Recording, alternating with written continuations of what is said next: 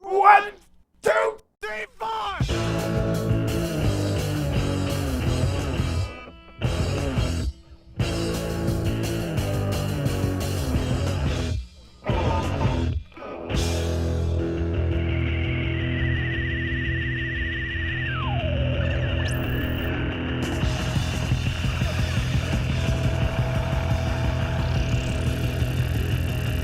Call you up on the phone. You say I'm not at home. Oh, girl, don't you know I can't find love on a one-way street. Wowie zowie. Hello again, welcome back. Psychedelic here. As we're continuing the summer series, we just shared the Sioux Falls haul from last week. Now we're continuing on with some local finds, which has been kind of backed up lately. It's been about a couple months since I've shared anything. As I keep stating, it's been drying up out there. But we're going to kick it off with a couple singles, a couple LPs after that I've all found here in town. And then we'll conclude it with a couple LPs I found in Omaha about 2-3 weeks ago. And yeah, without any prelude, without any build-up, without any excitement, let's just jump right in. So this is the most recent find, this 45 here. I found this one last week. And it's on a kind of interesting label. I think it's like a custom label that would sign a lot of garage psych bands. Not a ton, but it was just kind of more of a custom label for, say the colleges or, high schools that want to just push out their high school LP. This is on the UA recording label. I think it was primarily based out of Minnesota. Is that right? Yeah, the Universal Audio Corporation out of Minneapolis. And yeah, they signed a bunch of groups from Minnesota, the Dakotas, Iowa. There's one single in particular by the Lads. They got a single called Survival. It's got a really cool picture sleeve on there. Would really love to find that one. But no, this is a cool dollar find. I guess it's only sold once on Discogs for like $35. This is a pop soul single. The A-side has vocals, which is called Double Back Guarantee. And then the B-side is Footsteps to Middle Earth. It's by a group called the Fabulous Phonetics. Kind of a cool rhythm and blues kind of sound. And yeah, just kind of a really cool find. I just knew, looking at that label, it had to be something. And I don't think they all have this octagon shape on the label, but it's kind of cool that they did custom things like that. Dollar find there at one of my secret honey holes in town. Moving on, this is a vintage vinyl find here. I found this one. So I think this came into the shop maybe late last year, early this year. And it'd been up on the display wall. I was kind of like indifferent about picking it up. I would love to have like an early press if possible, but this is like the very last 45 ever pressed of this one from 1978. Of course, we're talking about the Pink Floyd, Point Me at the Sky. It's on the Harvest label. This is like a 78 Italian pressing, backed with, careful with that axe Eugene. It's like the studio cut. And I gotta be honest, it's really not my favorite studio version of this track. I think I much prefer the Zabriskie Point cut where they retitled it as Come On In, number 51. So 78 Italian pressing. Sounds really good. And yeah, I really like the soft felt kind of paper sleeve it comes with. And Point Me at the Sky, obviously they're still trying to carry that tradition that Syd Barrett left them with. Trying to carry that pop torch, carry on with this, sort of fairy tale like British flavored psych pop with Point Me at the Sky. Very much ripping off Lucy in the Sky with Diamonds in the Best Way. Still really a good track. I love the promo video of them and the stunt planes. And like the World War II garment they got going on. But yeah, I've always loved this track. So I just thought it's one of the very few pieces of Pink Floyd I'd probably like to have left if possible. I'm probably just narrowing it down to picking up some of their import singles at this point. Would love to have something like Paint Box, or I do have the It Would Be So Nice promo single, which was a cool find. But yeah, I think I'm kind of closing in that gap of picking up any Pink Floyd material anymore, but you never know. That leads us to our LPs. So, a little backstory here.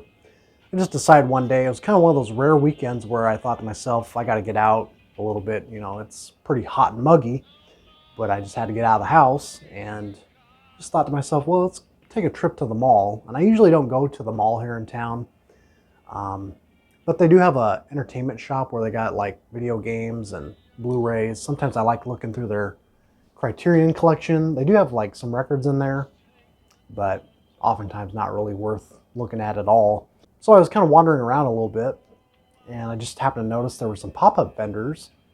And I was like, this is kind of interesting. Just happened to show up on the right day, I guess.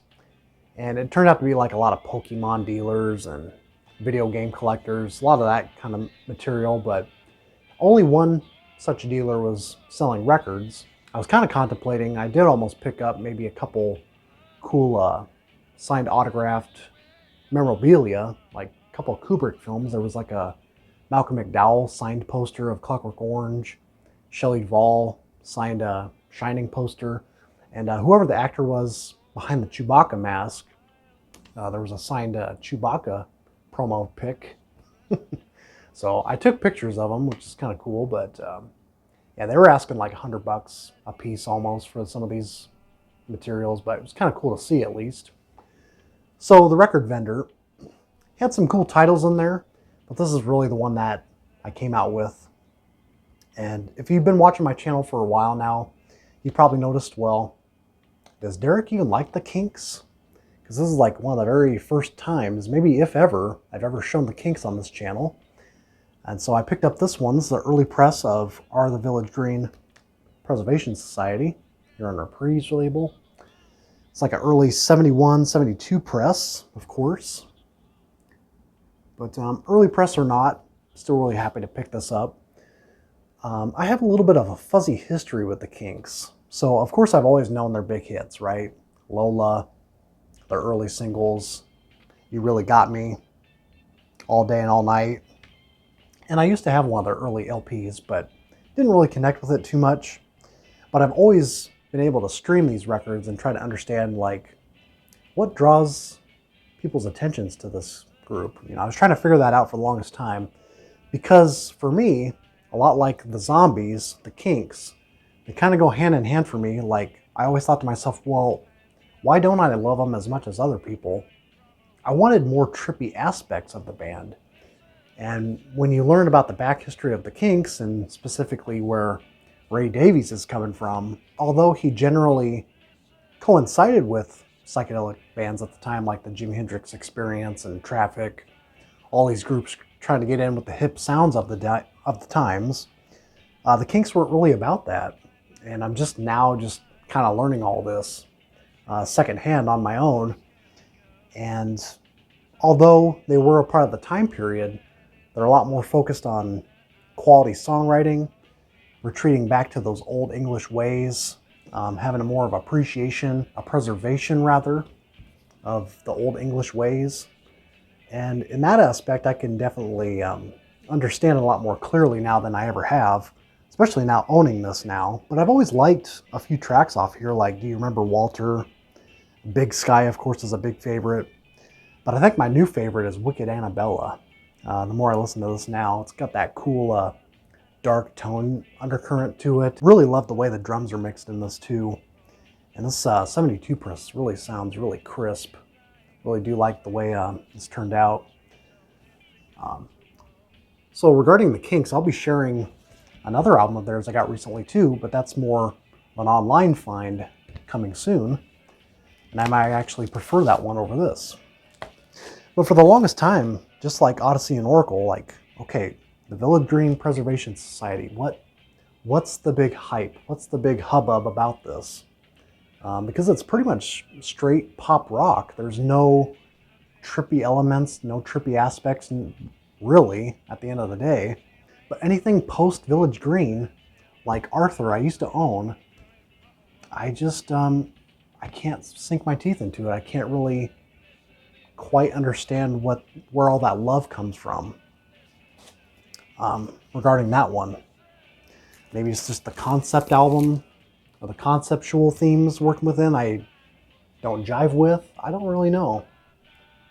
So I am spending more time with them. But let me know what you guys think of the Kinks. Being a non-lyrical focused guy, it's just kind of hard for me to kind of more relate to musically, if you kind of catch my drift. So still glad to pick it up. And yeah, it's going to be a keeper for a while. Moving on to a little more eccentric sounds. We're going to be talking about this one, Debris. Sometimes this gets retitled as Static Disposal. This came out in 1976. I found this one in the new arrival bin at Vintage Vinyl. I was like, yes, this is a cool piece. So I hadn't heard this in a long time either, but my last impression of this was very good. And yeah, this is dynamite stuff, man. This is sort of a private press. They only pressed like 1,000 copies originally. And they're from Chickasha, Oklahoma. Down on those red dirt roads in Oklahoma.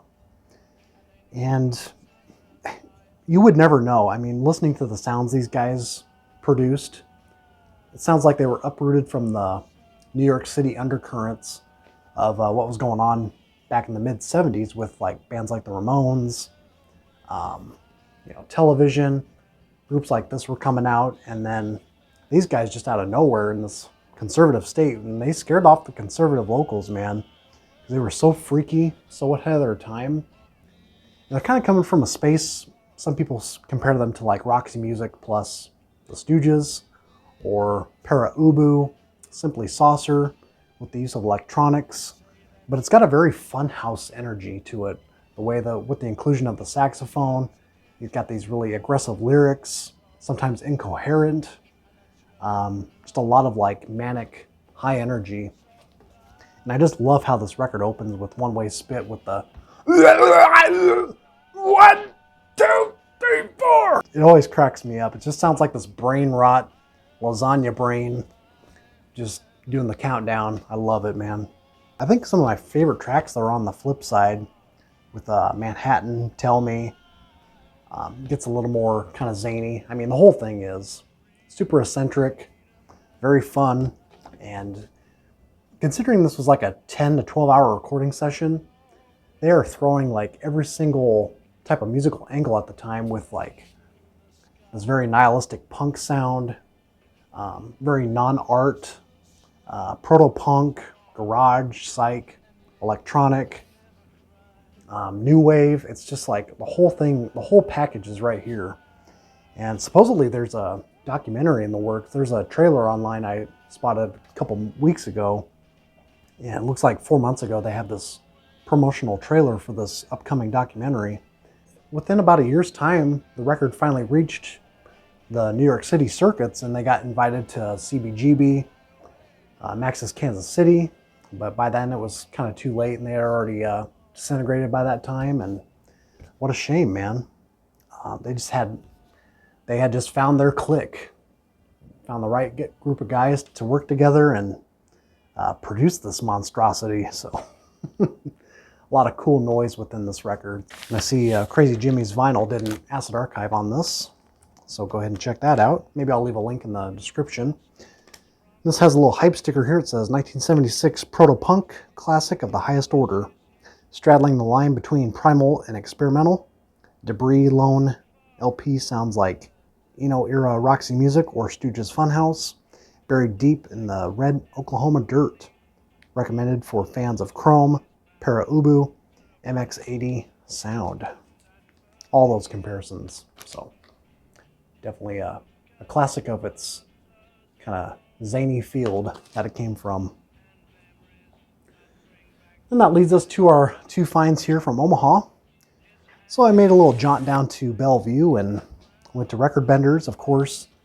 I don't shop in there all the time, but he's almost guaranteed. He's kind of one of those shops where if you're looking for a clean, common title for cheap in a VG Plus shape, your odds are looking pretty good. And I came out with this one. So this is the Buckinghams with portraits.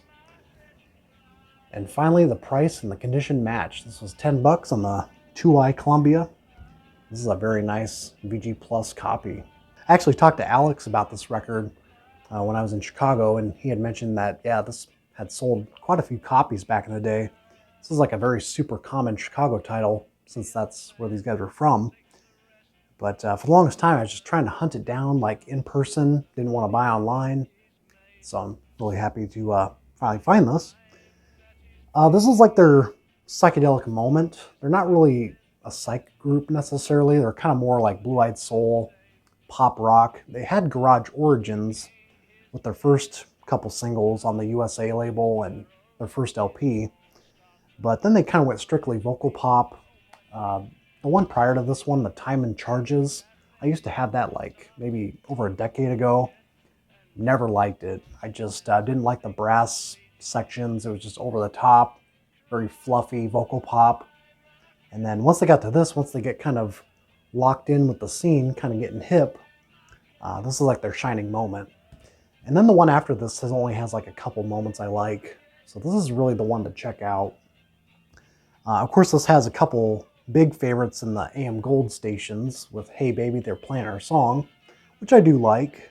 And then it opens up with Susan on side 2. I guess they somewhat feel out of place, but not really. Because the rest of the tracks too, obviously being from Chicago, they're going to very much emphasize on a horn section. With a track like Come On Home, which is like runs about 5 minutes long. It's got some cool fuzz breaks on that track. And then We Just Know and Inside Looking Out, kind of a nice Baroque pop piece. But side 2 is kind of where it's at with this one as well, with The Mail. It's got a cool fuzz break in there. Have You Noticed You're Alive? And 3 of the tracks on this album have part 1 and part 2 that, well, part 2 follows right after the main course, which is interesting. And being on Columbia, you can expect a lot of quality on here, a lot of quality arrangements. Sounds really nice. Nice stereo mix. And yeah, if you spot this for cheap, which it should still be cheap, this is one I recommend. This isn't really necessarily coined as like a psychedelic masterpiece or anything by, you know, someone like me or anyone else out there, but psychedelic's a little bit more in the back seat, whereas this is kind of more coming from like a pop rock kind of stance. But counterculture is definitely seeking in there. The culture is coming through, and they're doing the whole Paul Revere and the Raiders kind of look, or I should say the New Colony 6, since they were also a local group. So the Buckinghams, I'll get a shot of the 2i here. Always love showing off the 360 sound. Columbia. Okay, and then that leads us to our last one here. This is one I picked up at Grapefruit Records. Traded in some stuff. I still got some sales cash after I made this purchase, which is always kind of nice. And yeah, I wasn't finding a whole lot in there. Oftentimes the same ones that I contemplate about getting are always still there the next time I arrive. But this is one such case where the image is always stuck in my head.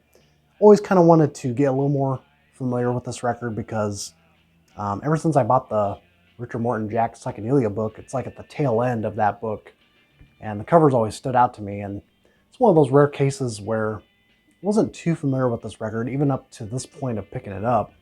So I'm still kind of getting situated with it. And this is A equals MH squared, which stands for Andy equals Mick Hutchinson squared. This is the expanded version here on Sunbeam Records. It originally came out, I think, on the Decca Nova label.